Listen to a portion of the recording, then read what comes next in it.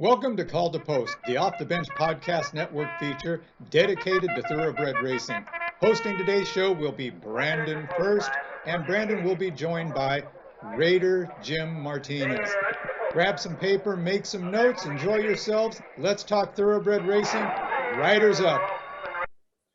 What is up, everyone? Brandon Ferst, aka First Report, representing the First Off the Bench Podcast Network. Everyone comes off the bench. We are first. Welcome into the original Call to Post here on the network, where we break down everything that horse racing has to offer. A lot to get to today, a lot of recap from the big weekend at Belmont. Of course, saw the Belmont Stakes and a couple other qualifiers for the Breeders' Cup. We'll get to that in a bit. To help me break it all down is my co-host, Raider Jim Martinez. You can find Raider Jim at Raider Jim 1090 on Twitter. Mr. Martinez, how you doing today, sir? Always good, and unfortunately it's the lighting in the room. I would like to tell you it's so bright and sunny today that I just can't control the sunshine, but doing great. And we're going to talk horse racing, and you know that's never a bad afternoon. No, it is not. And, I think I saw $6.9 million was given out at Belmont. Like I said, I would say even more so because the way the Breeders' Cup is, they kind of break up. The Friday is kind of the Future Star Friday, and then of course Saturday is when all the the other races go. Not too much age restrictions, things like that. Look, this past Saturday at Belmont, the most grade ones you're going to see on a North American ticket, and we broke it down for you last week, and we hit on a lot of them. We focused on mainly the Breeders' Cup qualifiers. We'll get to those in a bit. Before we do that, give you a little reminder. You can find myself at First Report, FERST, and you can find the podcast network at Off the Bench 12 on Twitter. But before we get into a little bit of the looking back, we'll look a little bit ahead. No North American Breeders' Cup qualifiers for the next couple weeks. Royal Ascot in England will have a couple.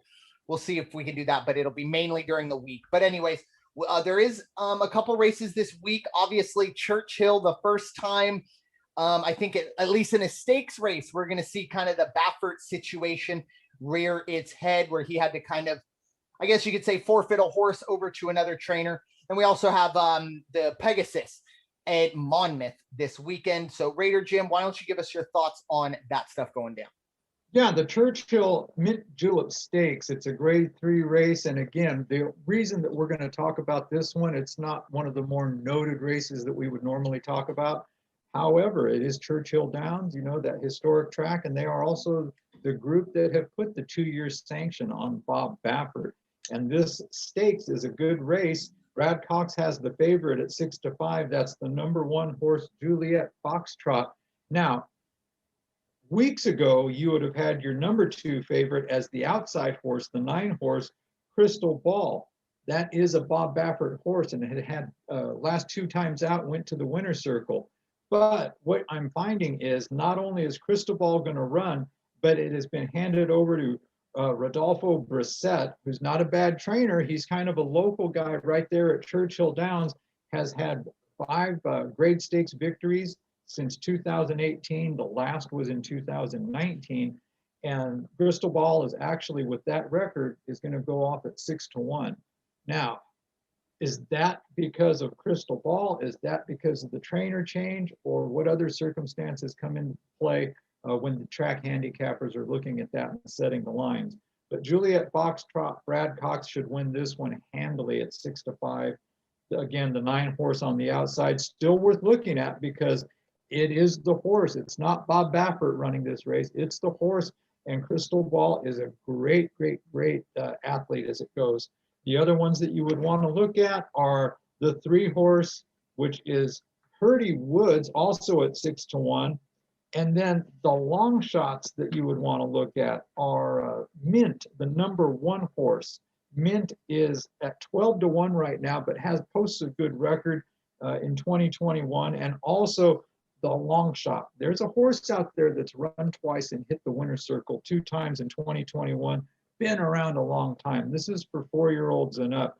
Flash and Dance, that's the letter N, Flash and Dance. The 7 horse currently at 30-1 could be one of those horses, though, that finishes in the money. And you might want to go ahead and take a ticket and fill the underneath of your ticket with that horse. Definitely. And like we always say, look, you go to the window and they give you money back. That is a win in horse racing. And it's interesting too, obviously, like, at least in terms of the stakes races, the Baffert situation at Churchill is rearing its head for the first time in, like I said, in a stakes race in that got on our radar. And I think one of the biggest things, you kind of brought it up, that it's not like this horse now, forgets everything that Bob Baffert taught him, or this new trainer is doing something dramatically different. Not the case at all. You're still getting a horse that's been trained by arguably the best trainer of our generation, maybe the best trainer, not, shenanigans withstanding. So, whenever you get to see a Bob Baffert at least somewhat trained horse, it's going to definitely catch your eye, because at one point Bob Baffert looked at that horse and said, you know what?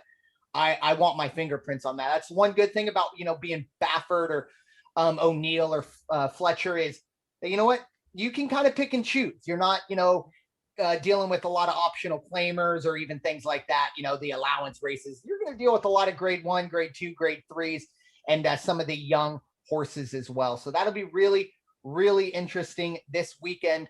And really going forward, you kind of wonder is this kind of the, I guess, protocol or the way that Baffert's horses are going to do this in terms of, hey, look, I don't want you to leave.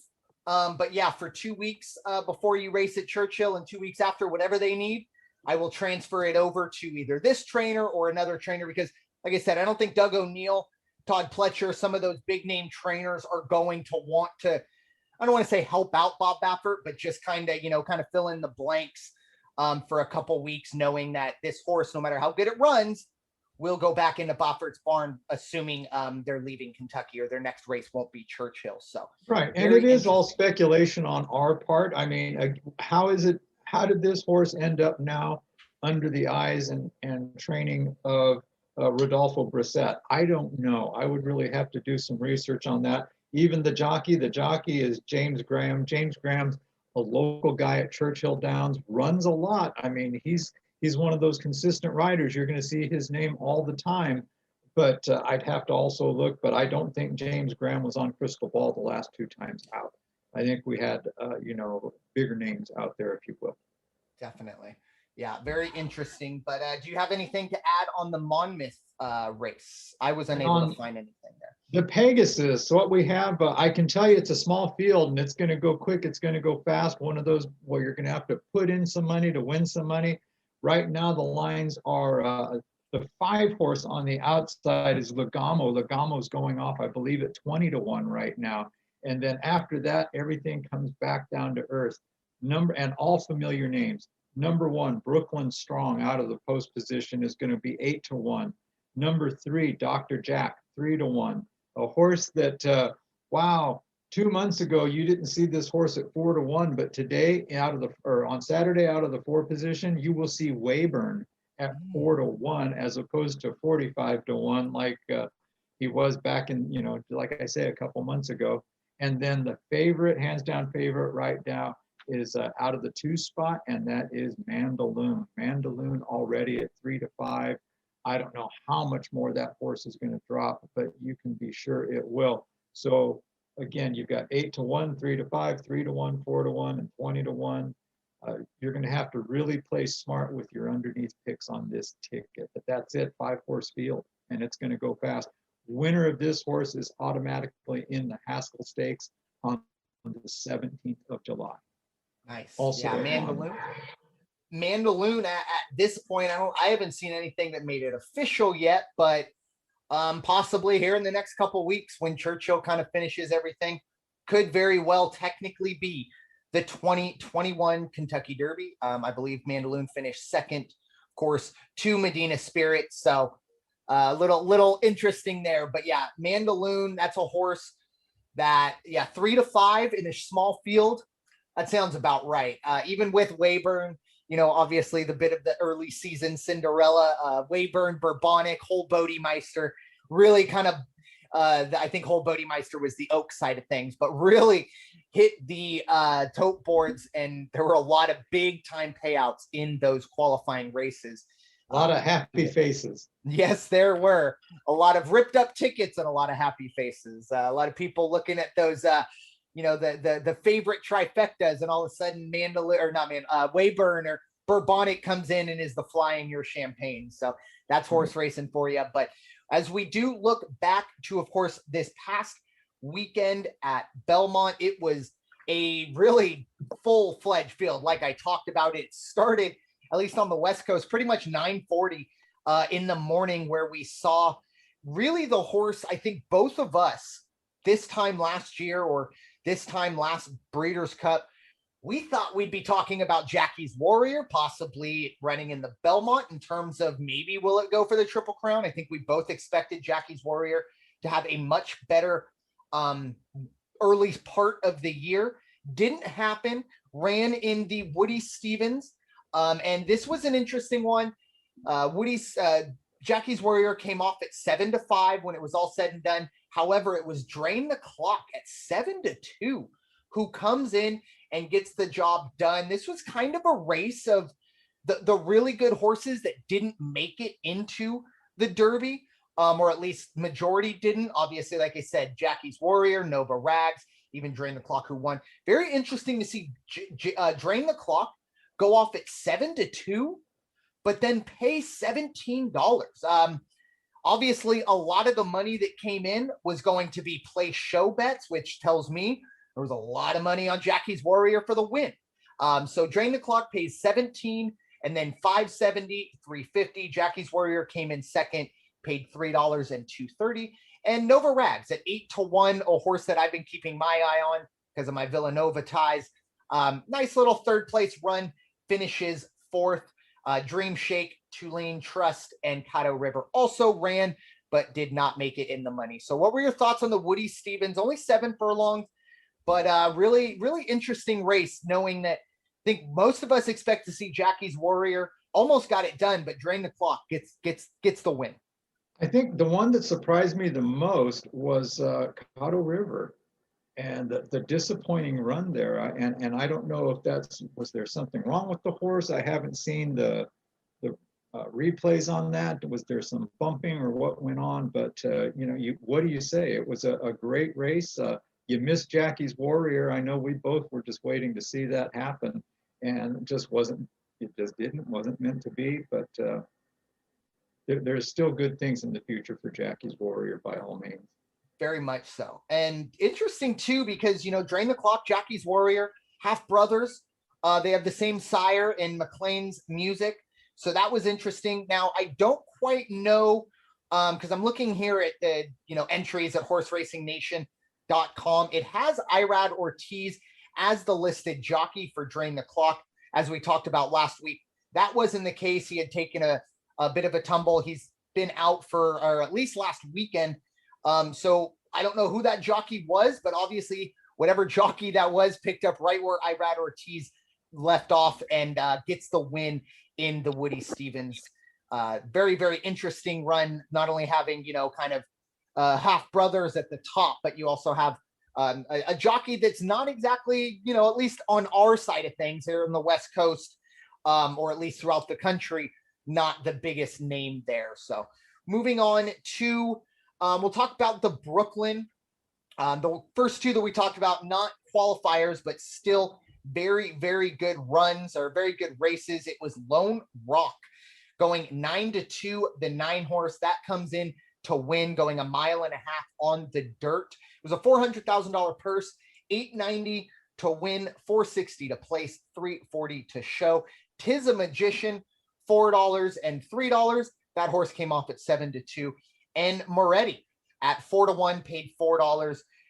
Really interesting kind of chalk here. Obviously, $890 is a good win. But, when you look at the last race, $17, look at a couple other races, definitely higher numbers in terms of that. But you really did see the favorites come in and do what they expected them to do. Yeah, it was a textbook. It was what every handicapper said it was going to be. And no disappointments in this, or no surprises, I should say, not disappointments, but no disappointments. Definitely. Moving to the 1 mile on the dirt, it was the Acorn. Once again, not a qualifier, but this is kind of a rematch of some of the Kentucky Oaks runners. We saw search results, the 6 horse, even money when it was all said and done. It paid 380, 260, 210. Obligatory was 6-1, paid $4 and 310. Make Mischief 20-1, but only pays 370. That's an interesting one to me. Once again, a lot of these numbers that are not exactly, hey, you bet $2 on a 20-1 horse and you're going to get, this is perfectly what it is. A lot of what it is where the prize pool came from. Obviously, there was a lot of place, or at least show tickets on Make Mischief, despite being 20-1. Like I said, only pays 370. Technically is pretty much the highest paid, horse for, where they placed. But this is another race that not a massive amount of payouts. Obligatory, or no, excuse me, travel column. A day out of the office and travel column were the other two. Very interesting to see travel column struggle as much as it did. Was 7-2 when it was all said and done, and finished last, I believe. So not a fantastic look for travel column, but for search results, kind of picking up. I believe search results finished second to Malathot. So that horse still running forward. As I do bring up Malathot, I think I had, oh, never mind.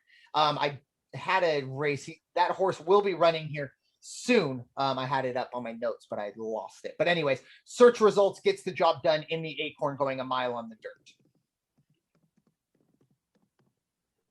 Moving on to the first, this was the first qualifying race that we talked about last week. It was the Jack Pocket Hyper Stakes. This will get you into the turf sprint. So you're obviously on the inner turf going 6 furlongs. And look, the first 2 or 3 races, not really paying out. Well, this was the payout. You had Casa Creed at 8-1 winning, beating a big horses in this race. Casa Creed pays 23.60, 11.40, and 5.60. And Chewing Gum, a horse that we both talked about last week, that paid $19 and 7.20. That horse went 20-1. And Bound for Nowhere, kind of a horse that I believe, as I go through, yes, was the favorite at 2-1, comes in third to pay 280. This was a tough one in terms of, I really expected more out of both Fast Boat and Got Stormy. You can throw Stubbins in there as well. Stubbins did come in fourth. But, big money here, 23.60 to the winner, and even 19 even to the place horse. Very interesting. One little side note, Alexandra. This was a horse that actually won last year's Hyper and was 15-1 coming in this year to try and defend its crown. It scratched before the race went off, so something to think about there. But what were your thoughts on the Hyper, Raider Jim? As we talked about in the first race, Got Stormy was kind of a surprise to me that couldn't come through and even finish in the money. Stubbins could have gone either way for me, but Got Stormy definitely. I was Casa Creed or Chewing Gum, or either one of those. Chewing Gum, a little bit on my radar. Casa Creed, no. Flat out, no, was not on my radar. So I'm lying to you if I tell you that, oh yeah, I knew that horse was going to win. But again, as you said, if you were looking for the race at Belmont that was going to pay you money, this was the race that was going to pay you money. It was great tickets. Let's see, we had the Exacta was, looks like the Exacta 2-1 was just over $167. The trifecta ended up at 50-cent trifecta, paid $270 something. I mean, that was some good numbers, good payouts on that race. Definitely, yeah. There's really interesting there, especially in a situation. I even brought it up last week. You see a defending champ of a race of this, of this caliber, and that horse coming off 15-1. There is some big time talent in this race. And to be honest, the talent that we expected, like I said, we talked about Chewing Gum, but we're neither one of us, had it on at least my ticket. And then, yeah, Casa Creed completely under the radar, full disclosure. But, that's horse racing for you. Moving on to the Ogden Phipps Stakes. That got you into the Longines Distaff. And this was, unfortunately, a situation where Swiss Skydiver, we knew Swiss Skydiver was going to be out. A fever, I believe, was what it was. So that was announced that horse would scratch. Valiance was another horse that I think we both had our eye on. That horse scratched as well. And then, you were kind of stuck looking around for 5 other horses. And no big surprise, coming off of the big win in the Apple Blossom, it was Latruska winning. That horse went off at 9-5. Obviously, odds just a little bit more, smaller than they would have been if we would have seen Swiss Skydiver or Valiant, or obviously both. But pays $270 to place and $210 to show. A horse that I know both of us, I had on my ticket. I know you had texted me earlier on after we saw the Valiance scratch to keep an eye on the 7 horse, Bonnie South, paying $290 and $220. And then She Dares the Devil, the horse that last year, I want to say it was the Kentucky Oaks, I believe, won that over Monomoy Girl, or no, excuse me, Gamine and Swiss Skydiver kind of was the fly in the champagne there. But She Dares the Devil went off at 5-2. She ends up coming in third, pays $210. Queen Nakia and Water White were both 30-1, both finished 4th and 5th. So not a huge amount of money here. Not really in terms of anybody's fault, other than the fact that, unfortunately, I would say 2 of the other top favorites scratched out. It would have been interesting to see what number Swiss Skydiver would have gotten when it was all said and done, because unfortunately, after the Preakness, Swiss Skydiver, it's been a little tough. I mean, comparatively, still a fantastic horse, but hasn't been doing what maybe we expected after seeing a filly. I think only the 2nd filly to win the Preakness. So Latruska gets it done. I know Bonnie South, like I said, we both talked about it last week and both hit it with that. So a nice little run there from Bonnie South. Yeah, this was supposed to be the 3-horse race that we were looking forward to. Latruska, She Dares the Devil, Swiss Skydiver, and, fate just didn't allow it to happen. But I will tell you, small field, no surprises. The top 3 horses ended up winning the race, coming in the money.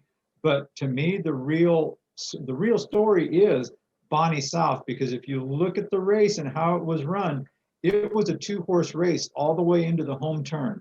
It was Latruska, it was She Dares the Devil, and Bonnie South was even back at 4th at the 3/4 mark, and all of a sudden hit a different gear and overtook She Dares the Devil, which is something to talk about. And if anybody who's on Equibase and might track horses with their virtual stable that they offer, I would add Bonnie South to my virtual stable, as I did, and then they will send you alerts on when that horse is going to run, training updates, things like that. So Bonnie South, that was a great run by that horse. Yeah, amen. That's a good call. Great tools there at Equibase to kind of keep an eye on. There's a lot going on, and that just kind of keeps it all right there. Very interesting. This is, essentially setting up. Once again, we do put the caveat out there. If Monomoy Girl is, healthy or is available, we do expect that to happen. I think Monomoy Girl will probably take the summer off. There's a chance we don't see Monomoy Girl until Del Mar. I'm sure the owners and trainers would like to find a spot for her somewhere, but I tell you what, this is kind of, Latruska is that first, already beat Monomoy Girl in the Apple Blossom, but this is kind of the first challenger, I think, that's stepping up to try and dethrone Monomoy Girl off of that distaff. Like I said, 2 or 3 consecutive distaff wins for Monomoy Girl. And like I said, I don't think we've heard the last of Swiss Skydiver trying to get into the distaff. And same with Valiance. Valiance was a horse, both of our radar, once we knew Swiss Skydiver was going to scratch.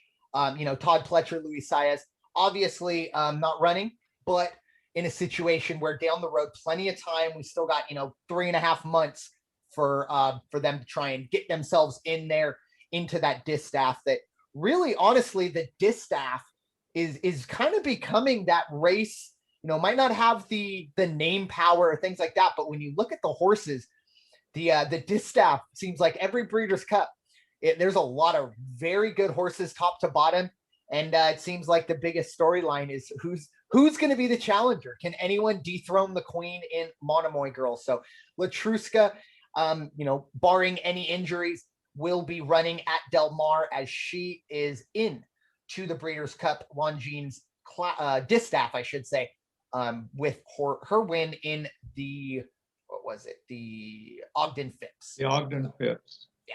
Moving on to the Hillendale Metropolitan Handicap. This gets you in to the dirt mile.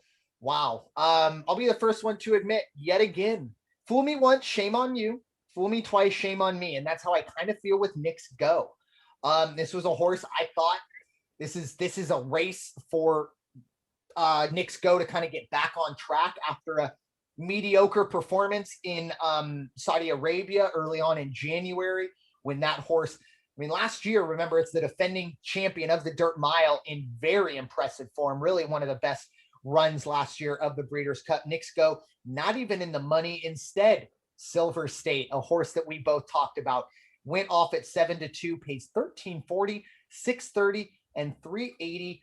Second was the 5-horse By My Standards, 740 and 370. And the 1-horse, Mischievous Alex, was 5-2. It paid 330. Knicks Go finished 4th, Dr. Post 5th, and Lexonian 6th, excuse me. So I think we're not terribly surprised that Silver State or Mischievous Alex made a, in the money run, but I would not have expected a 4th place run from Knicks Go. And now questions have to be asked about this horse. Unfortunately, no matter how highly you think of this horse, it's taken a couple steps back since that fantastic run in the Breeders' Cup Mile. But what were your thoughts on the Hillendale Metropolitan Handicap? Well, you weren't alone on the Knicks Go guess. There was a lot of people who had that as the number 1 horse in this race. As a matter of fact, it was said by at least one of the other trainers, that's the horse to beat if you think you're going to win this one. Now, for whatever reason, sometimes, you better lucky than smart is what they say sometimes, better lucky than good. This is the race I sent you the text about. I backed off a Knicks Go completely before this race. And it was sometimes, folks, when you're reading the forms, you really just look at those past performances and what the recent training has been.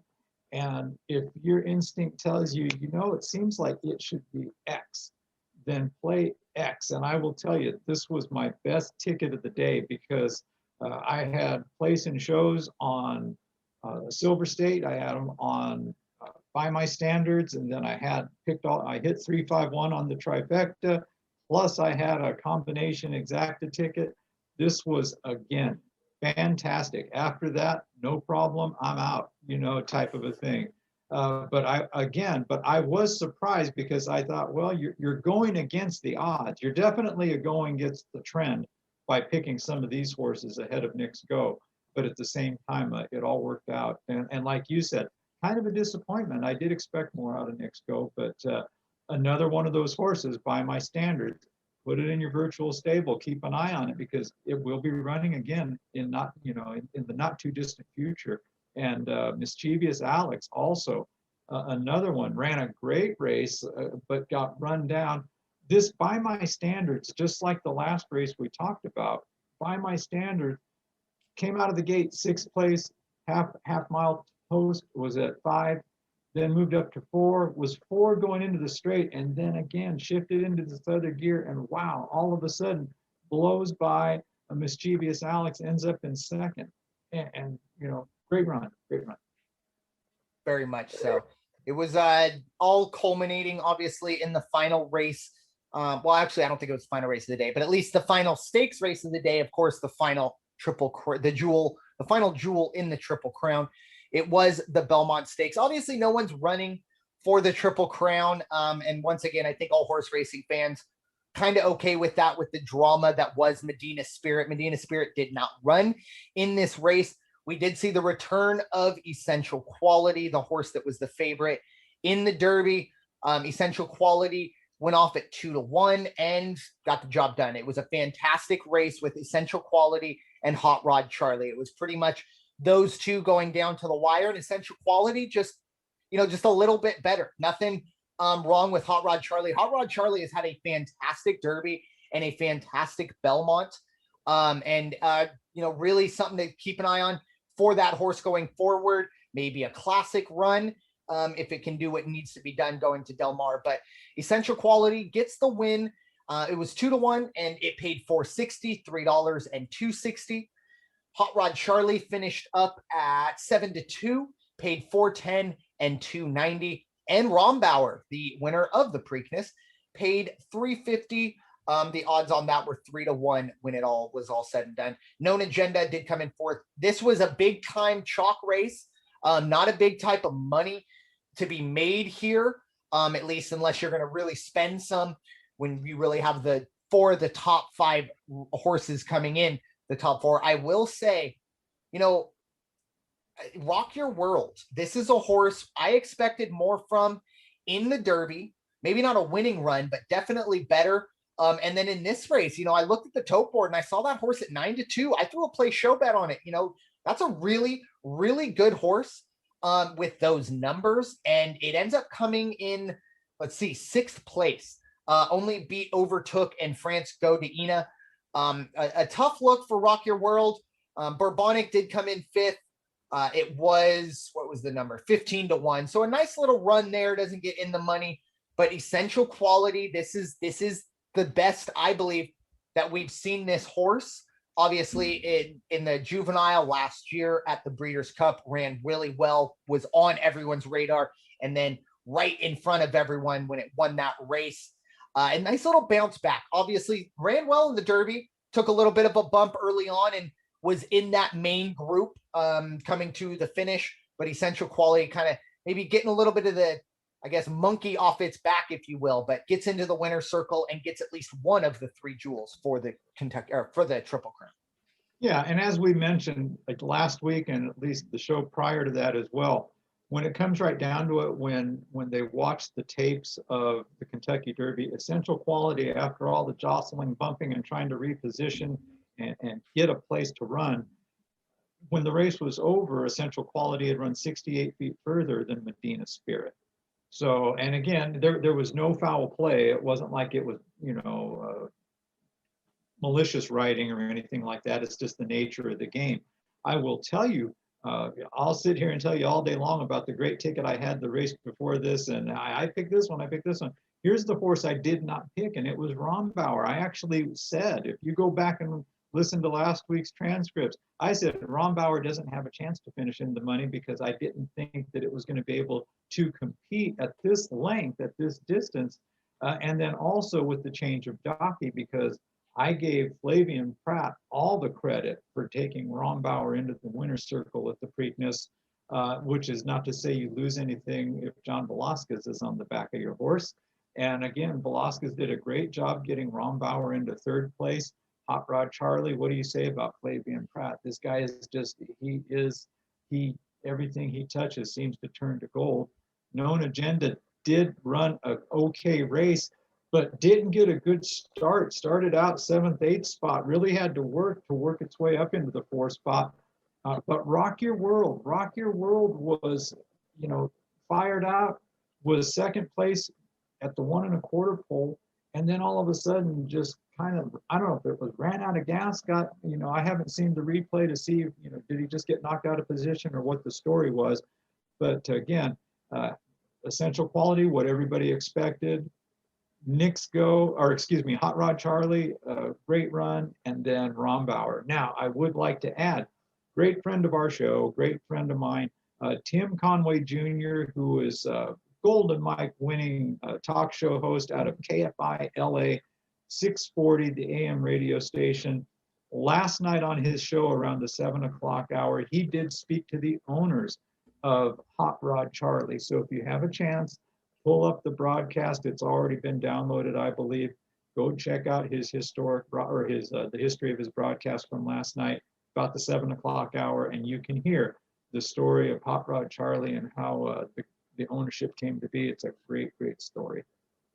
Yeah, it's I think, like I said, I think it's the Doug O'Neill, his son, him and 3 of his college buddies. Just hey, let's take a chance on this horse, and any horse person will tell you it is really, really hard. You can do this for 20, 10, 20 years at really high levels and never have a horse run in, the Triple Crown, let alone a horse go off at, 7-2 and run very well. Once again, this was a horse that was talked about in the Derby as well, was kind of one of those outside favorites. But for essential quality, I think I'm really happy for this horse because, like you said, it's hard to run 68 extra feet and beat 19 other horses, or 18 because I think someone scratched. But really, really tough to win it that way. I think this was a little better. You talked about it last week. This is, the test of champions. 1.5 miles is, I believe, the furthest you're going to go in North America. That's correct. Yeah. So this was, a big test. And I think for essential quality, obviously, pretty much a third of the field that you had in the Derby, which once again, unfortunately, unless you're, a length ahead of everybody in the first, 45 feet of the Derby, you're going to get bumped one way or another. Just the nature of the beast. That I think this year was the first year they actually were able to do everyone in one gate. I know normally it's actually 2 gates. So they talked about that maybe being an issue, but for essential quality, this was the run that it wanted. And once again, Hot Rod Charlie gave it everything that it could. And for a split second or two, it looked like Hot Rod Charlie was going to nose ahead. But in the end, essential quality, it's just that. That's really good quality from that horse. And I don't think that's the last time we're going to see essential quality. I believe that we might see this horse in the Longines Classic, the final race of Breeders' Cup weekend, but still plenty to get into that. But really, really good run and a nice little end. I think this race was the best or most exciting race of the 3. No disrespect to the Derby or the Preakness, but this was just one. The Preakness was a little weird. It was no, obviously you didn't see any big favorites from the Derby go into the Preakness. I mean, obviously besides Medina Spirit. But I love Midnight Bourbon, but Midnight Bourbon, I think, was 3-1 in the Preakness. That kind of tells you who went from the Derby to the Preakness. But it was definitely the Derby and the Belmont, the 2 best fields that we saw in essential quality. Gets the job done. Congratulations to that horse and the ownership group. It's that man again, Brad Cox, the, probably the second best, and I'll go out and say the best trainer right now, because it seems like any horse that he puts out, any horse that he puts out, you better take a minute and at least look that horse over. I mean, that could be a mule. Well, that's probably the fastest mule you've ever seen, and you better keep an eye on that. So essential quality finishes it up. A fantastic Belmont, but your final thoughts on the Belmont and final thoughts as we wrap things up for this original Call to Post. Yeah, I mean, Hot Rod Charlie, what can you say? The stock on that horse for breeding rights is definitely going up, because I will tell you, second place in the Belmont Stakes, and guess what? We're probably days away from hearing another decision out of Churchill Downs that Medina Spirit is DQ'd. If Medina Spirit is DQ'd, guess what? Hot Rod Charlie goes from your show horse to your play horse in the books. And that is nothing to sneeze at. So to have, to place in 2 legs of the Triple Crown, that's good running right there. It's a great run. And like you said, and essential quality too. Essential quality, you haven't seen the last of either 2 of those horses. And apparently Rombauer, who proved me wrong this past weekend, is also not done making statements. So I would keep an eye on all 3 of those horses for the rest of the summer and the rest of the year. You will probably see essential quality, Hot Rod Charlie, Rombauer. Rombauer, possibly you'll see him in a Breeders' Cup race, but definitely Hot Rod Charlie and essential quality. Wouldn't surprise me to see him. So going to be good. And we almost went all the way through, but a little reminder, of course, myself and Raider Jim, we will be at Del Mar for the Breeders' Cup. We're actually just doing a little, before we recorded, a little game planning and figuring out, we're both on the same page of how we want that day to go, or at least on our side of things. I mean, I know exactly how I want it to go by winning every single race, but a lot easier said than done. But yeah, this is kind of the beginning. I talked about it last week. It's a nice little intersection. That Belmont Stakes Day is a beautiful little kind of carryover to changing the mindset for the top horses at this time. For the last 3 months, it's been getting those 3-year-olds to the Derby and the Oaks. Now it is getting your horse into the Breeders' Cup, whether that's through a qualifier or hoping that you've done enough throughout and you can get a couple of those, I guess, at large, if you will. So really, really interesting to see how the rest of the year is going to go. We got about another 3.5 months to fill in those 10 Breeders' Cup races. I personally cannot wait for that day, but it's going to be a lot of fun building up to that. And believe me, if we talked about it a little bit before, if these these qualifying races are anything like the Kentucky Derby and the Kentucky Oaks qualifying races, we are going to see a lot of surprises and big time payouts. So keep an eye on that. Of course, we will have you covered from now all the way, of course, and up to Breeders' Cup, where we will be on site giving you everything there is to give on that. So with that, thank you all so much for listening to the original Call to Post presented by the First Off the Bench podcast network. Everyone comes off the bench. We are first. It is time for you all to go wash your hands and stop hating everybody. Take care, and we'll talk to you soon. Peace out. Bet safe.